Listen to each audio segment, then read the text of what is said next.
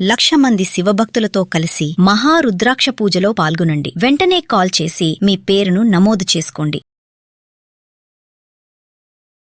నమస్తే, welcome back to Suman TV. Present మనతో పాటు ఉన్నారు motivational speaker, family counsellor, public speaker Rajani Ramma గారు. నమస్తే మ్యామ్. నమస్తే నవీన. మేడం, కొన్ని సంఘటనల గురించి మాట్లాడుకుంటే అంటే అసలు దీని గురించి మాట్లాడాలా, ఇలాంటి న్యూసెస్ కూడా వస్తాయని చాలా వచ్చాయి. కానీ ఏంటంటే దీనికి ఎక్కడ కూడా మనం ఏమంటారు కట్టడి వేయడం అనేది లేదు, జరగట్లేదు. పనిష్మెంట్స్ అనేవి ఇమీడియట్లీ రాకపోవడం వల్ల కూడా కొన్ని బాగా జరుగుతున్నాయని మనం చాలా వీడియోలో మాట్లాడుకున్నాం. మరి రీసెంట్గా న్యూస్ చూస్తే ఖమ్మం డిస్టిక్లో జరిగినటువంటిది కన్న తల్లి పైనే కొడుకు చేసినటువంటి దారుణం అఘాయిత్యం అనమాట. ఎన్నో చూస్తున్నాం మనం సంఘటనలు. అంటే తల్లి పైన కొడుకు అంటే మద్యం తాగితే ఇంకా మద్యం మత్తులో తల్లి, చెల్లి, భార్య ఇంకా ఏం సంబంధాలు తెలియవా వాళ్ళకి, ఆ తల్లి చెప్తుంది చాలా. మరి ఒక్క సైజ్ నుంచి మాట్లాడుకుంటే అంటే అవేర్నెస్గా ఏం చెప్పొచ్చు అంటారు? అవును, భద్రాచలం తాలూకా పాల్వంచ అయితే అక్కడ ఆ గ్రామంలో జరిగిన అతి దారుణమైన సంఘటన తల్లి మీద అటాక్ చేయటం. ఇప్పుడు ఇలాంటివి నవీన మనం డైరెక్ట్గా మాట్లాడుకోవాలంటే ఈ చుట్టుపక్కల జరుగుతున్నాయి. ఇప్పుడు ప్రజెంట్ నేను ఒక కేసు డీల్ చేస్తున్నాను. ఒక ఫ్యామిలీ తల్లిని రోజు కొడతాడు, బాగా రక్తాలు వచ్చేలా కొడతాడు, ఇంట్లోంచి వెళ్ళగొడతాడు. వెళ్ళిపోతే మళ్ళీ పిలిచి నాకు భోజనం ఎవరు పెడతారో రా అంటాడు. వెళ్ళంగానే కొడతాడు. తండ్రి పక్కన చూస్తూ కూర్చుంటాడు. ఏమన్నంటే తండ్రిని కూడా కొడతాడు, లేదంటే తల్లిని బాగా కొడుతుంటాడు. అతని భార్య ఏమో ఊళ్ళోకి వెళ్ళి కూర్చుంటుంది. ఎవ్రీ 1st తారీఖు వచ్చి శాలరీస్ తీసుకొని వెళ్ళిపోతుంది. మరి ఈయనేమో తల్లిని హింసలా పెడుతుంటాడు. అదేంటి అని అడిగితే అంటే తప్పు ఎక్కడుందో నేను ఒకసారి చెప్తున్నా. ఇప్పుడు అతిగారావం, అతి అనకపోయినా కొడుకు కదా, కొడుకు బాగుండాలి. ఎంతసేపటికి కొంతమంది కొడుకు బాగుండాలి, కూతుళ్ళు ఏమైపోయినా పర్వాలేదు. ఈ ఎఫెక్ట్ అంతా కూతురు మీద పడుతుంది. అక్కడ ఆ కూతురింటికి వచ్చేయడం, కూతురింటి దగ్గర గొడవ పెట్టడం, కూతురు భర్త కూడా పాపం అమ్మాయిని అప్పుడప్పుడు బాధ పెడుతూ ఉంటాడు. ఈవిడి కాపురమే అంతంత మాత్రంగా ఉంటే మీరందరూ వచ్చి ఇక్కడ గొడవ పెడితే ఈవిడి కాపురం ఏమవుతుంది, అసలు మీ ఫ్యామిలీ ఏమవుతుంది మీరు చూసుకోవాలి. ఇదంతా పక్కన పెడితే కొడుకు ఏమైపోతాడు, కొడుకు ఉద్యోగం ఏమైపోతుంది, కేసు పెట్టండి అని అంటే అమ్మవాడు ఏమైపోతాడు, వాడు ఉద్యోగం పోతుంది. మరి రోజు దెబ్బలు తిని కూతురింటికి రావటం బాగుందా అని నేను అడుగుతాను. సో ఇలా చాలా జరుగుతున్నాయి అన్నమాట.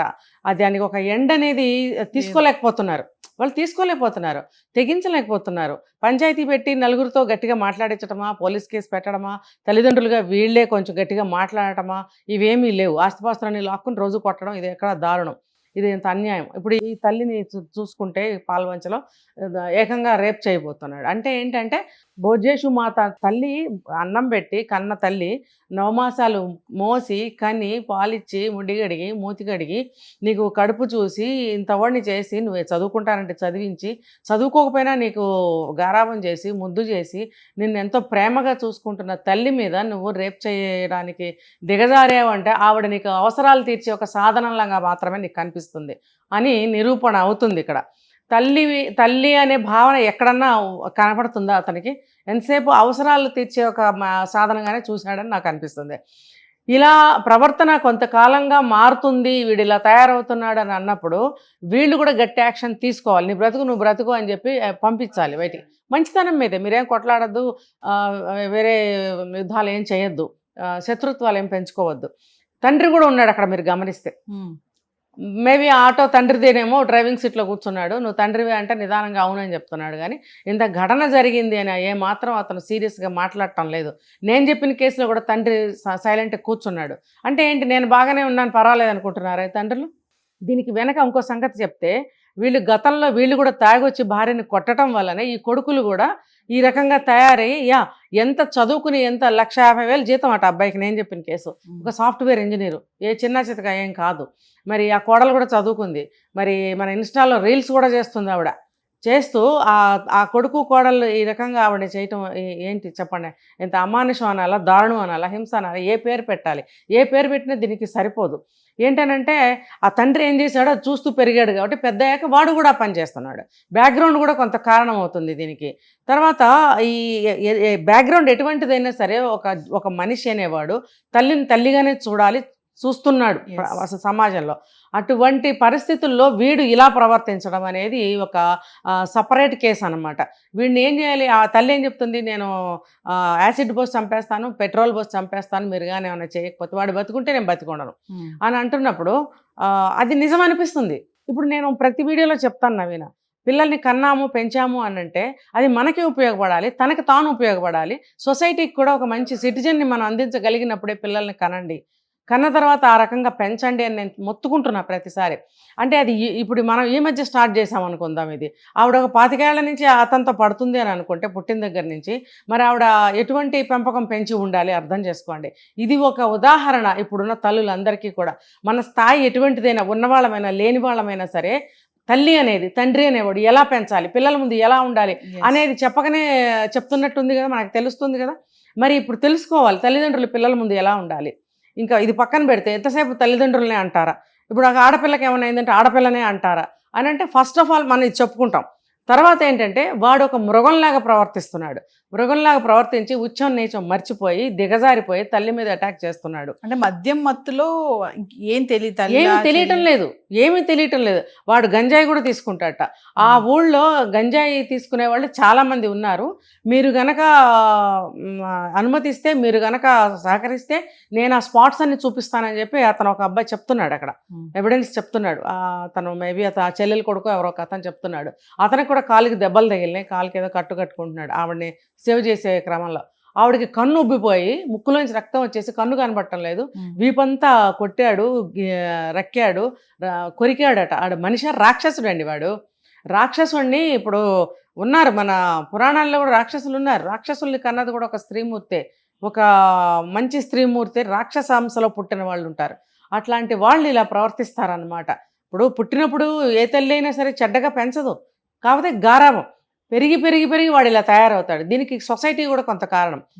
ఇప్పుడు మనం ఎన్ని వింగ్స్లోకి మనం వెళ్ళాలంటే అవన్నిట్లోకి వెళ్ళినందువల్ల ప్రయోజనం ఏంటి అని అనుకుంటే నేనేం చెప్తాను అంటే ప్రయోజనం ఉండాలి అంటాను నేను.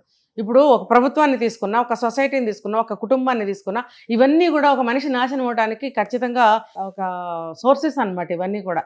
ఇప్పుడు మరి ఇన్ని షాపులు ఓపెన్ అవడానికి కారణం ఎవరు? ఇప్పుడు నేను వింటున్నాను మొన్న మధ్యకాలం తర్వాత కూడా ఎక్కువైపోయారు తాగేవాళ్ళు, షాపులు ఎక్కువైపోయినాయి, స్టూడెంట్స్ లేదు, టీనేజ్ పిల్లలు లేరు, అమ్మాయిలు లేరు, అబ్బాయిలు లేరు, సాఫ్ట్వేర్ లేరు, డాక్టర్లు లేరు, యాక్టర్లు లేరు, కూలి చేసుకునేవాళ్ళు ప్రతి ఒక్కరు ఆ షాపుల దగ్గర క్యూలు కడుతున్నారు. ఆ క్యూ రోడ్డు మీద దాకా క్యూ.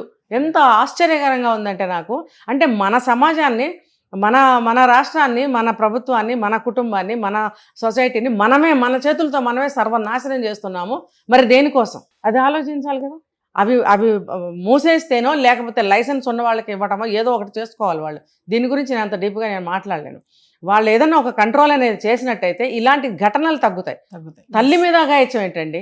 తల్లి మీద ఇప్పుడు తండ్రులు కూతుళ్ళ మీద చేస్తున్నారు అంటే ఒక కూతురికి ఒక తల్లికి కూడా ఇంట్లో స్వేచ్ఛ లేదు, ఇంట్లో రక్షణ లేదు. అంటే ఇప్పుడు బయటకు వెళ్తే ఏదైనా జరుగుతుంది, జాగ్రత్త జాగ్రత్త జాగ్రత్త అని చెప్తున్నాం రోజు మొత్తుకొని. ఇవాళ నేను ట్రెండ్ మార్చి చెప్తున్నాను, ఇంట్లో ఉన్న వాళ్ళకి కూడా రక్షణ లేకపోతే ఎవరు రెస్పాన్సిబిలిటీ? ఇప్పుడు బయటకు వెళ్తే మీరు ఇలా ఉన్నారు అలా ఉన్నారు, జాగ్రత్తగా వెళ్ళండి, మీరు ఎలా ఉండబట్టి అలా జరిగింది అంటే మనం ఒక కోణంలో నుంచి మనం చెప్పాం అది. మరి ఇప్పుడు ఈ కోణంలో నుంచి ఇంట్లో ఉన్న ఆడదానికి తల్లికి రక్షణ లేదు, చెల్లికి రక్షణ లేదు, కూతురికి రక్షణ లేదు, ఆ కుటుంబ సభ్యుల నుంచే రక్షణ లేదు అని అంటే మరి తప్పు ఎవరిది అనాలి? ఆ స్త్రీదా? ఇప్పుడు చెప్పండి సమాధానం. సొసైటీలో ఎవరిది తప్పు? ఏదేమైనా మేడం, అంటే సొసైటీలో కొన్ని సంఘటనలు మాట్లాడలేకపోతున్నాం ఇలాంటివి. అంటే తల్లిదండ్రులు కొట్టే వాళ్ళని చూసాం, మనం రోడ్డు మీద వదిలేసే వాళ్ళని చూసాం. ఇప్పుడు ఏంటంటే ఎంత దిగజారిపోయారంటే చూడండి, మద్యం మత్తులో తల్లిపైనే అంటే ఇంకా మీరు అన్నట్టుగానే మరి ఆడవాళ్ళకి ఎక్కడ స్వేచ్ఛ ఉంది? స్వేచ్ఛ అంటారు, మరి ఇంట్లో లేదు రక్షణ లేదు, స్వేచ్ఛ ఎప్పుడూ లేదు. డబ్బు సంపాదిస్తున్నారు, ఎంతవరకు స్వేచ్ఛగా ఉన్నారో ఆ అమ్మాయిలను అందరిని పిలిచి అడగాలి, రక్షణ అనేది లేదు. సో ఏదేమైనా మేడం మీరు అన్నట్టుగానే రక్షణ స్వేచ్ఛ అన్నారు చూసారా, దీని గురించి మనం ఒక టాపిక్ చెయ్యాలి ఖచ్చితంగా. రక్షణ వేరు, స్వేచ్ఛ అనేది స్వేచ్ఛ ఎప్పుడూ లేదనుకోండి. మరి మహిళలు అన్నింటిలో ముందున్నారని చెప్పడమే కానీ మరి నిజంగా ఉన్నారా లేదనేది మనం ఒక వీడియోలో మాట్లాడుకోవాలి ఖచ్చితంగా. Thank you.